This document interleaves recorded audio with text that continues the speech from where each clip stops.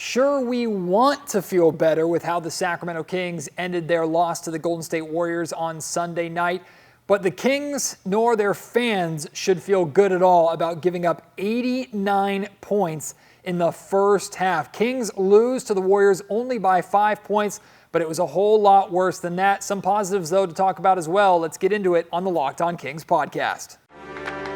You are Locked On Kings, your daily Sacramento Kings podcast. Part of the Locked On Podcast Network, your team every day.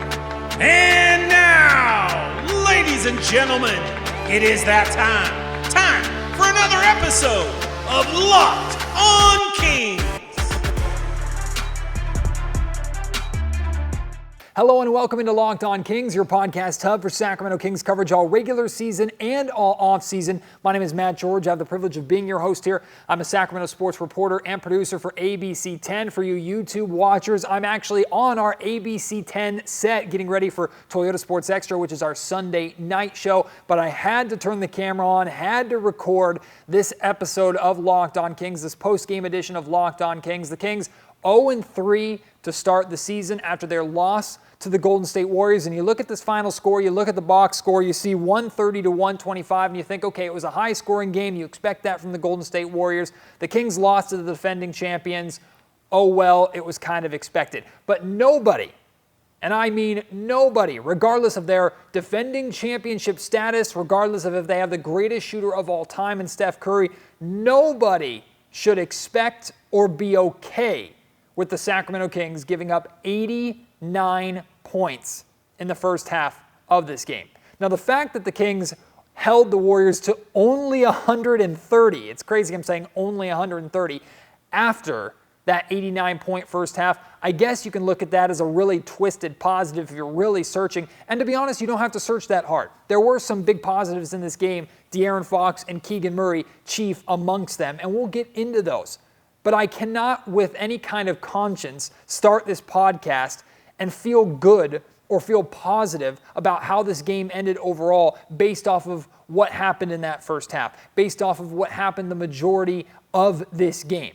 Look, I did not expect Mike Brown and the Sacramento Kings to fix their defense in just one offseason. I did not expect the Sacramento Kings to come into the Chase Center and lock down the Golden State Warriors on the second night of a back-to-back. But surely we can expect better than giving up 89 points in a half. Surely we can expect better than giving up 30 points in 10 minutes. Surely we can expect better than giving up 71 points in 19 minutes. Surely we can expect better than giving up 81 points in 22 minutes. And surely we can expect better than giving up 100 points in 28 minutes. That's how easy it was for the Golden State Warriors offensively in this game. It's unacceptable. And look, some people want to blame Mike Brown. Some people want to blame different players, player X, player Y, player Z. Some people want to blame Monty McNair. Some people want to blame you and I, whoever. But the reality is this is a team-wide issue that I expect this team to continue to work on. And even though games like this happen where other teams catch fire, to me, that's not an acceptable excuse. Sure, Steph Curry had a phenomenal night. He finished with 33 points, 7 of 12 shooting from three-point range. He actually had 28 of those 33 points in the first half. So the second half, the Kings did a lot better job against Steph Curry. He also didn't play as much because he didn't really have to until the end of the game when the Kings made a game of it. But if Steph Curry and the Golden State Warriors are hitting every shot, if they're having their way against you offensively, there's really only one thing you can do at that point, and that's play more physical. Pick up the physicality. Put a body on someone. Make sure Steph can't catch the ball. And when he does catch the ball, play physical with him. Even if he blows by you, I'd rather see some Kings physicality on the perimeter when Steph has a game going like this. Now, it's easier said than done, of course, in my position. I'm not trying to chase Steph Curry around the floor. And the Kings were chasing their tails a lot during that first half and really were being chased by NBA officials as foul call after foul call after foul call. I think Terrence Davis had 3 fouls in 5 minutes. Davion Mitchell picked up 4 fouls in 5 or 6 minutes. Like, the foul calling was ridiculous in the first half. I think the first half lasted an hour and a half, almost 2 hours alone because of the amount of fouls. That's been something consistent with the Sacramento Kings over the course of this season. But if a team is going and hitting every single shot and shooting lights out from the field and getting everything they want on the offensive end, play more physical, up the physicality. And I didn't see any of that from the Kings in the first half. Second half, they got a little bit better with that, and they were able to put together a little bit of a run. I don't blame Mike Brown for the defense. Now, I have certainly higher expectations for Mike Brown and his ability to fix a defense. I didn't expect any Mike Brown defense to give up 89 points in a half. That's for damn sure. And I don't know usually the narrative is the guy that leaves comes back, or the guy that's traded away comes back and has the revenge game against his former team. It looked like the Golden State roster as a whole had a revenge game against Mike Brown for leaving them. This is what I expect out of Mike Brown. You've got Monday, Tuesday, and Wednesday, 3 days before your next game against the Memphis Grizzlies. You got 3 days to correct these mistakes, and if nothing else, refocus. Refocus this team. Now, the Kings are going to head into the Thursday's game as the underdog. It should be that way. The Kings are heading into Thursday's game with the expectation that John Morant should have a big night, that the Memphis Grizzlies will be tough for Sacramento to handle. That should be the expectation. But I don't want the Kings thinking about that. I want the Kings over the next 3 days, I want Mike Brown over these next 3 days, getting this team refocused on what the 5 pillars and principles on offense and defense are, particularly on the defensive end.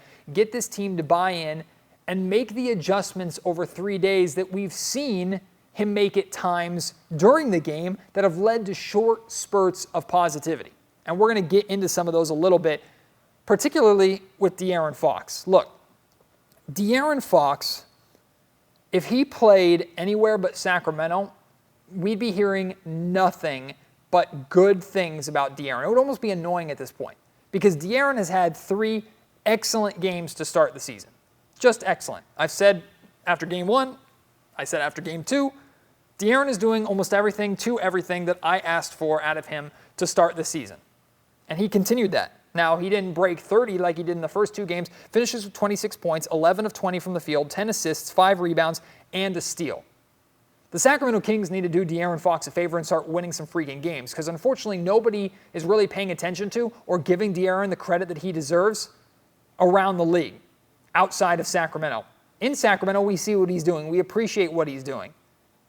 But outside of Sacramento, it's crickets. It's, De'Aaron Fox is putting up numbers on another bad basketball team like he has his entire career. Next, and that's disappointing. That's not fair because De'Aaron has been playing oh so well and deserves a ton of credit. The way he's playing on both ends of the floor, not just offensively, but how he's also distributing the basketball. Fox entered this game second in the league in scoring, behind just Jason Tatum. And he was behind Jason Tatum by like 0.2 points per game or 0.4 points per game or something like that. He's amongst the leaders in scoring.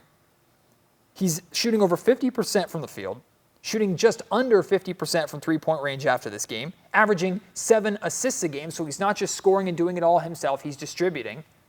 De'Aaron Fox is playing incredible basketball right now. And I know different teammates have tried to help them when they can. Game 1, it was Kevin Huerter. These last couple of games, it's been Keegan Murray. But for love of God, will some people get De'Aaron Fox some wins?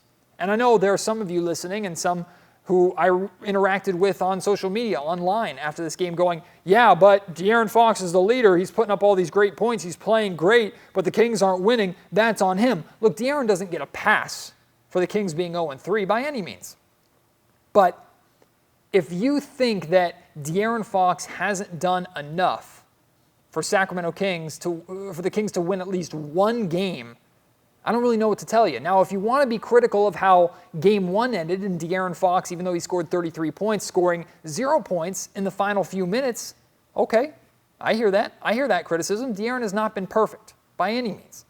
But De'Aaron's been really, really solid. He's been good enough as a star to where if he had more support, which was supposed to be a strength of this team, if he had more support, Sacramento would have at least one tally in the win column.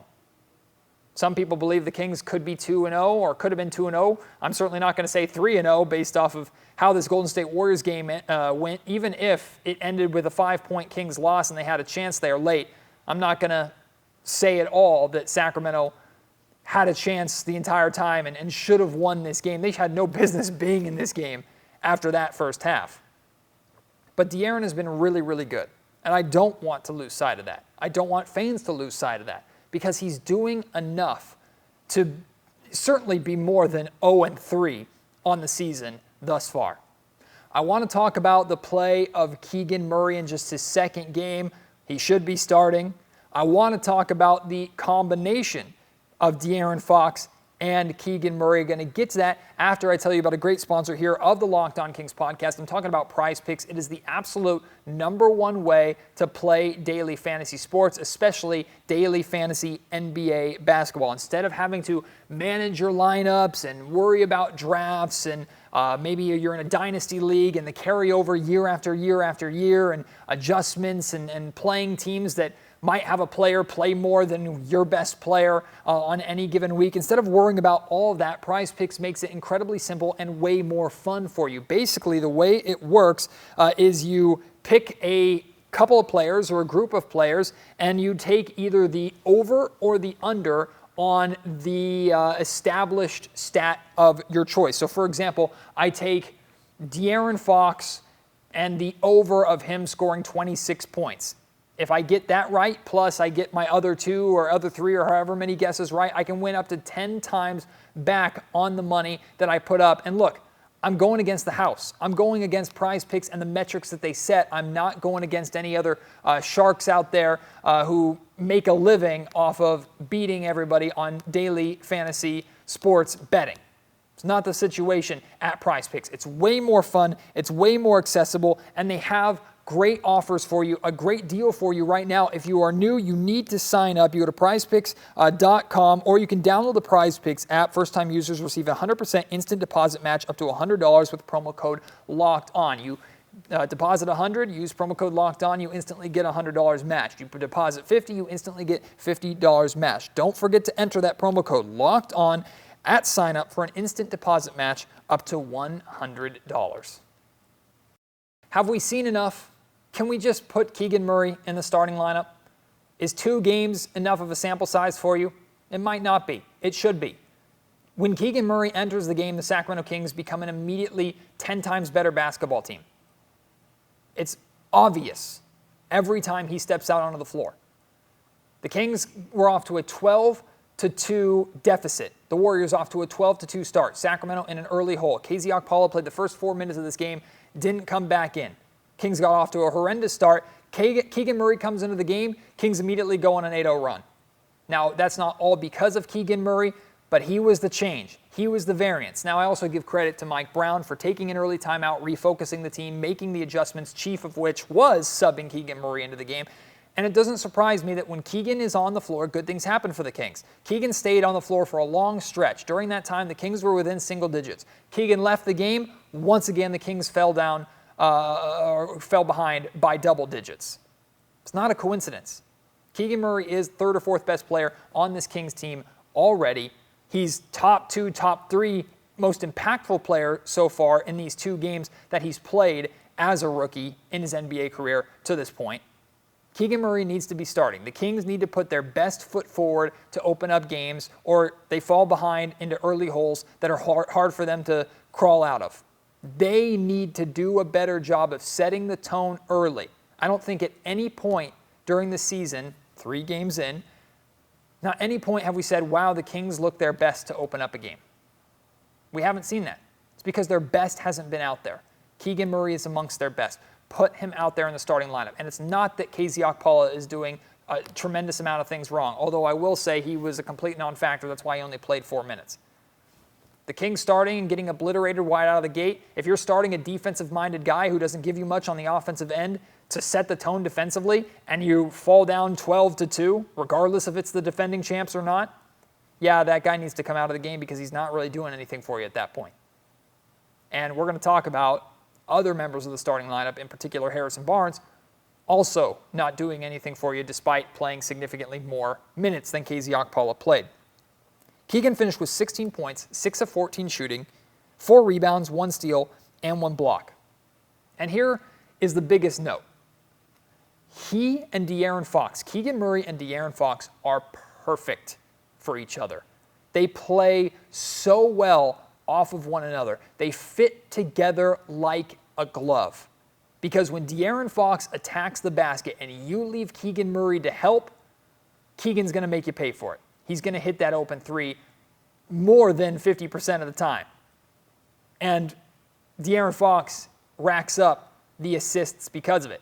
But if you don't help, if you don't leave Keegan Murray on the perimeter, if you respect Keegan Murray as much as we saw Draymond Green and the Golden State Warriors defense having to respect Keegan in just his second game of his career, which speaks volumes to me. If you don't respect Keegan, or rather you do respect Keegan, and you stay on him and you allow Fox to get to the rim one-on-one, that's where Fox is at his absolute best. So do you allow one of the best finishers around the rim a lane to the basket, or do you gamble and help and leave someone who is going to probably shoot 43, 44, 45% from three-point range for his career? I'm calling that shot. It feels like he's just such a damn efficient shooter that it feels written in the stars that he's going to shoot in the low to mid-40s for his career from three-point range. Maybe I'm jumping the gun a little bit. I admit that. But as of right now, every time Keegan Murray puts a shot up, I don't think it's a miss. I expect it to go in every single time. Look, Keegan Murray has, 13 made field goals. 13 made field goals in his first two games. 5 of those 13 field goals have come off of De'Aaron Fox assists. 3 of them in tonight's game. De'Aaron Fox and Keegan Murray have instant chemistry that we have not seen with Fox and any other player at any point during the course of his career. Keegan Murray and De'Aaron Fox, it's a special combo. They've barely scratched the surface of what they can do together. They barely have experience playing together other than training camp, preseason, these couple of games, pickup basketball before training camp began. Already they're this good. Imagine how great they can be together long term. You want to be frustrated at the defense? You want to be frustrated about the 0-3 start? You want to be frustrated about the fouls? You want to be frustrated about the free throw shooting? You want to be frustrated about Harrison Barnes, Domantas Sabonis, all that? That's fine. I don't blame you. You cannot be frustrated by any means with how De'Aaron Fox and Keegan Murray are playing, how good that combo has looked. It's close to everything we could have asked for from the Kings star and this year's 4th overall pick. Love what I'm seeing out of the two of them. Now let's talk about a little more of the good, right? Obviously, a lot of bad in this game. A lot of struggles in this game, especially defensively. More of the good. The Kings used a 31-17 fourth quarter, allowing only 17 points in the fourth quarter. That's great after giving up 50 points in the second quarter. They went on a 13-1 run to have a chance at this game. Now I think it was more putting lipstick on a pig with how this final score made the game actually look, because it was a lot worse than just a 5-point loss. But I give the Sacramento Kings credit. I give Mike Brown a lot of credit for sticking to it, for not giving up. And I like the fact that he stuck with the lineup that got him there. And that lineup was De'Aaron Fox at the point, Malik Monk at the 2, Kevin Huerter at the 3, Keegan Murray at the 4, Chimezie Metu at the 5. He kept them in. Now, there's always a debate about, okay, this group gets you there. They now put you in the game. Do you go to other players? Like, you weren't going to take Fox out. You weren't going to take Monk out. You weren't going to take Huerter out with how well they were playing. Really, the question is, do you leave Chimezie Metu in the game, or do you go back to your 2-time All-Star big and Domantas Sabonis? I personally agree with the decision to keep Chimezie Metu out there. Even if it didn't work, that's not the reason why the Kings lost this game. I appreciate Mike Brown for sticking with that lineup. And Malik Monk had his best game as a King so far. He finished with 16 points, 7 rebounds, 8 assists, 3 steals, stuffed the stat sheet, took a lot of shots, but I'm okay with that. He's a shooter. He's a scorer. That's what he does off the bench. And look, the Kings got the game to within 4 points, I think. Got a stop. There was less than a minute remaining, or hovering around a minute remaining. Kings are getting out in transition. Malik Monk gets a wide open transition wing 3 early in the shot clock, takes it, misses it. Disappointing, because that shot would have, I think, made it a 1-point game, and that would have been absolutely nuts. I will take that shot 100 times out of 100. Even if Malik has been struggling so far this season, I will take that shot every time. He is a really good shooter, one of the best shooters on the team. It's in rhythm, in transition, a very high-quality shot. I know he missed it. I know that's disappointing. Maybe the Kings could have gotten a better look, but probably not. Looks don't get much better than that in the modern NBA. I, again, will take that shot 100 times out of 100. I'm okay with Malik taking it. Of course, I'm disappointed that he missed it, but I'll take it. I'm okay with it. I'm okay with that shot selection. Also, a couple other positive stats for the Kings. They had 64 points in the paint. That's good. They were still trying to attack the basket, get to the rim. Had 31 assists. This team continues to do a really good job sharing the basketball. It also helps that even though defensively the Kings were woeful in this game, they weren't facing much defense either from the Golden State Warriors. The Warriors' offense was their defense basically in this game. So 31 assists is great. Also 67 bench points. A lot of that has to do with the fact that one of your should-be starters in Keegan Murray is coming off of the bench. But 67 bench points, the second unit played like the Kings were on a second night of a back-to-back, and the second unit knew that they were needed in order for the Kings to have a chance. Now, Kevin Huerter had his most difficult night or his roughest night as a King. I think he finished with just 9 points in this game. I actually don't have it written down in front of me. But I'm okay with that because Kevin has been supernova hot from three-point range in these first two games. And I know that's not necessarily sustainable. Kevin has shown to be more of a scorer here in Sacramento, or he's taking on more of a scoring role as the starting two guard here in Sacramento than maybe he had to with the Atlanta Hawks. That's good. That's what the Kings need. I don't expect Kevin Huerter to be what he's been in the first two games on a nightly basis. And yet when it mattered in the fourth quarter when the Kings were making that run, he was starting to hit some shots and he was at least impactful. Big difference compared to another starter in Harrison Barnes, who I don't want to pick on because I like him a lot, but he struggled, and we're going to talk a little bit about his performance. We're going to talk about the performance of Domantas Sabonis because I feel pretty good about it. I don't feel good about, obviously, the defense that he and his entire team played. I feel pretty good about Domantas Sabonis' game, but again, it still feels like he can be better. So I'm going to ask you. We're going to talk a little bit about Sabonis. We're going to talk about Harrison Barnes before we wrap things up and after I tell you about betonline.net. Now, if you took the over in points scored in this game, congratulations. If you took the Golden State Warriors in this game, congratulations. Or if you waited until the Warriors were up by like 18 points at one point in the fourth quarter, I think they led by like 26 was their largest lead. If you waited for then to take the Kings and their point spread, maybe you made some money tonight. Congratulations. I hope you are making money off of your Kings knowledge or your pessimism or your optimism. I hope you're making money off of your general sports knowledge, and I hope Locked On Kings can help you make money on BetOnline, which is your number one source for betting for football and basketball now all season long. You can find all the latest player developments, team matchups, news, podcasts, and in-depth analysis on every single game. And as always, BetOnline remains your continued source for all your sports wagering information with live betting, up-to-the-minute scores for every sport out there. They have it all, and that includes MMA, boxing, and golf. Hey, maybe even betting on the MLB playoffs and the soon-to-come World Series. Make some money off of that as well. Head to the website today or use your mobile device to learn more. BetOnline, where the game starts. So you look at Domantas Sabonis' stat line, and you say, okay, pretty good game, really solid game. Finished with 19 points in just 22 minutes, 6 of 10 shooting from the field, 14 rebounds, 4 assists. That's a good stat line, a really solid stat line. And I thought eye test-wise, Sabonis offensively looked his most comfortable, his most aggressive, and his most efficient around the rim as he has looked at any point this season so far. That being said, the reason why he only played 22 minutes is because he was part of the reason why the Kings were getting torched. I don't put it all on him, but defensively he was struggling. The Kings as a whole were struggling.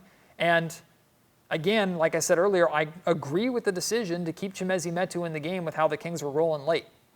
Maybe Domantas Sabonis could have come in and made more of an offensive or rebounding impact than Metu was, but Sabonis wasn't in the game when they got you there, when they got you back in. And I don't think, even with the numbers that Sabonis put up, I don't think Sabonis did enough to deserve to be checked back into that game. But I throw it out to you. I'm okay with this Domantas Sabonis performance. I'm okay with this. Typically, stat lines like this are going to lead to Kings wins. They're not just empty numbers. If the Kings are better defensively, stat lines like this are more than likely going to lead to wins. But how are you feeling? How are you feeling about Domantas Sabonis? I know you're, for the most part, disappointed with the first two games. You're certainly disappointed with how Domantas Sabonis played against the Los Angeles Clippers on Saturday night. But this kind of game, this kind of stat line, is it what you expect from Sabonis? Still not enough? Right about on par?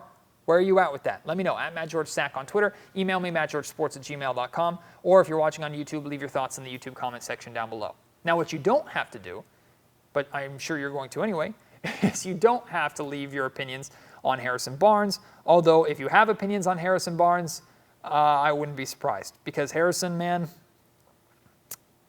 he's been atrocious. And it sucks to say because I'm a big fan of Harrison Barnes. I'm a big advocate for the Kings keeping Harrison Barnes, was a big advocate for the Kings keeping Harrison Barnes this season, or this offseason, this past offseason. I'm bewildered with what in the world is going on with Harrison. And it's one thing for him to have bad games because he's inefficient, putting up a lot of shots and missing shots. I expect Harrison to make an impact every given night, even if he's not playing particularly well, even if he's not having those big offensive performances that he can give the Sacramento Kings every once in a while. What I don't expect is a 4-point, 2-rebound performance in 21 minutes where he is really bad defensively and he shoots one shot. Barnes went 1 of 1 from the field. 1 of 1 in 21 minutes. What did Harrison Barnes do for 21 minutes tonight? Can somebody help me out? I have to go back and rewatch and just focus on him. What did he do? And that's what's concerning the most to me, is when Harrison Barnes is getting to a point where you don't even realize he's out there because he's just a jersey at that point. That's what's concerning to me. Because I know Harrison is a high basketball IQ player. I know he can be impactful. I know how important he is to this team. I know how beloved he is by this team. And maybe the team can also help him out a little bit more. But I can't even say that Harrison looks lost because I'm not even noticing that he's lost. Because I'm not even noticing him on the floor. Unless, unfortunately, it's a missed free throw or a bad defensive possession. I expect him to snap out of it. I expect Harrison Barnes to be fine. I expect him to be okay. I'm certainly not taking him out of the starting lineup, leaving KZ Okpala in there to put Keegan Murray. And I'm taking KZ out. I'm putting Keegan in the starting lineup if I'm in control. And I think Mike Brown will make that adjustment before the Memphis game on Thursday. But man, Harrison needs to get it together quick. Because not only do the Kings need him, he needs it. Because remember, he's on a contract year. And as of right now, he's playing to be a really good bargain contract for probably some other team. Or maybe the Kings won't have as many suitors as they were worried about in trying to re-sign him. Although I don't necessarily agree with that because I think a lot of teams recognize the value of Harrison Barnes. I think there's a lot of interest for Harrison Barnes around the league even still. And trust me, there will be teams that see Harrison's struggles in his final year with Sacramento and go, okay, but that was with the Kings. On my team, in my system, with my coach and my culture, Harrison Barnes can be that champion that helped the Golden State Warriors win a ring. Just my 2 cents on the situation. I still believe in Harrison Barnes. I'm not giving up on Harrison Barnes. I hope you are not giving up on Harrison Barnes. But man, oh man, oh man, do the Kings need him to be better. Hell, he owes it to De'Aaron Fox and Keegan Murray at this point to be better. 3 days. 3 days of no Kings basketball sucks for us, probably good for the team. Figure it out, get right. Even if the Kings are 0-4 after their Memphis Grizzlies game, I expect the team to look a lot more focused on the defensive end. I expect them to improve, just like we saw them improve between Game 1 and Game 2. I expect that improvement all season long, and I expect them to be competitive. Thank goodness they made this game competitive towards the end, because that first half, defensively, there was no competition there. It was layup lines and wide open three-pointers. Unacceptable no matter who you're playing. Appreciate your support this week. Can't wait to have you join me next week. I'm actually going to be down in Stockton for Stockton Kings Media Day, the Kings G League affiliate. I'll be there for Stockton Kings Media Day and might be doing a sit-down with a couple of two-way players that you're familiar with. If I'm able to do that, I'll let you know. That, of course, will be an ABC 10 exclusive and a Locked On Kings exclusive, so keep an eye and an ear out for that. And, of course, more great content leading up to the Kings And the Grizzlies on Thursday. If you're going to that game, would love to see you at the Golden One Center. Hopefully we're celebrating something more than we've had to celebrate to this point. Really appreciate your support. As always, have yourselves a great rest of your weekend and a great next week. Until next time, my name is Matt George. You have been listening to Locked On Kings, part of the Locked On Podcast Network.